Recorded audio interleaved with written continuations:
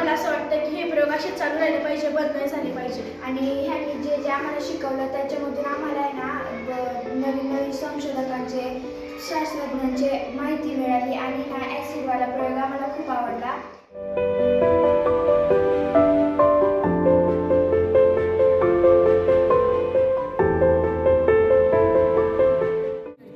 या प्रयोगपेटीमुळे आम्हाला अगदी लहान ते मोठ्यापर्यंत प्रयोग करणे अगदी सोपे झाले.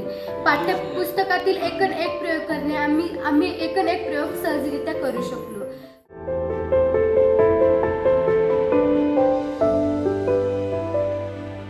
या प्रयोगपेटींमुळे आमच्या विद्यार्थ्यांमध्ये वैज्ञानिक दृष्टिकोन निर्माण झाला. ज्या विद्यार्थ्यांना विज्ञानविषय अजिबात आवडत नव्हता त्या मुलांमध्ये प्रत्यक्ष कृती केल्यामुळे, ते साहित्य हाताळल्यामुळे त्यांना विज्ञानाची आवड निर्माण झाली आणि एक थोडक्यात वैज्ञानिक जीवन जगायला त्यांच्यामध्ये सुरुवात झाली.